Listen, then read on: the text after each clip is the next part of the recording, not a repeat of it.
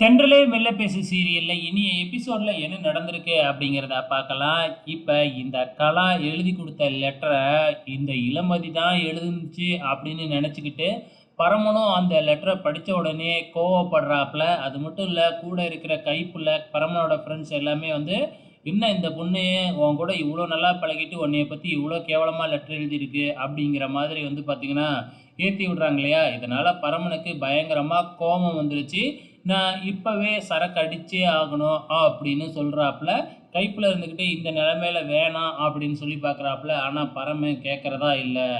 இந்த பக்கம் இளமதி இந்த கல்யாணத்துல விருப்பமே இல்ல. இந்த கல்யாணத்த எப்படிதான் நிப்பாட்டுறது அப்படின்னு தெரியாம, தலகால் புரியாம தலைய பிச்சுக்கிட்டு அலைஞ்சுகிட்டு இருக்கிறாங்க ஒரு பக்கம்.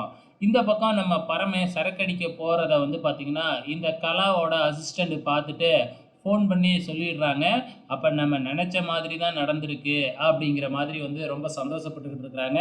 நேரா போய் ஒரு இடத்துல சரக்கு அடிச்சுக்கிட்டு இருக்கிறாப்புல பரமன். சரக்கு அடிச்சது மட்டும் இல்லாம, "நான் போய் இளமதி கிட்ட கேட்கத்தான் போறேன். என்னைய பத்தி ஏன் இவ்வளோ கேவலமா லெட்டர் எழுதியிருக்க அப்படின்னு நான் கேட்கத்தான் போறேன்." அப்படின்னு சொல்லிட்டு அங்கேருந்து கிளம்பி வராப்புல.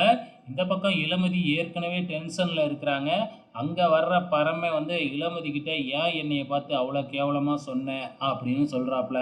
இத கேட்ட உடனே இளமதிக்கு ஒண்ணுமே புரியல. நாம தான் ஒண்ணுமே சொல்லவே இல்லையே! என்ன இப்படி உளர்றான்? அப்படிங்கிற மாதிரி தான் எல்லாருமே பார்த்துக்கிட்டு இருக்கிறாங்க.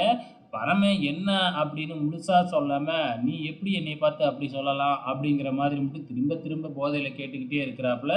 உடனே வந்து பார்த்தீங்கன்னா, நம்ம இளமதியோட அம்மா கலாம்மாவுக்கு ஃபோன் பண்ணி சொல்ல, "அச்சச்சோ! அவன் நேரா அங்கேயே போயிட்டானா? அங்க போய் எல்லா உண்மையும் சொன்னான்னா, லெட்டர இளமதி எழுதல அப்படிங்கிற உண்மை தெரிய வந்துருமே!" அப்படின்னு சொல்லி உடனே கார் எடுத்துக்கிட்டு கிளம்பி வந்துடுறாங்க. இங்கே கிளம்பி வந்த உடனே நம்ம இளமதியே வந்து பரமன்கிட்ட, "என்ன நீ சொல்றது ஒண்ணும் புரியல. ஒழுங்கா தெளிவா சொல்லு."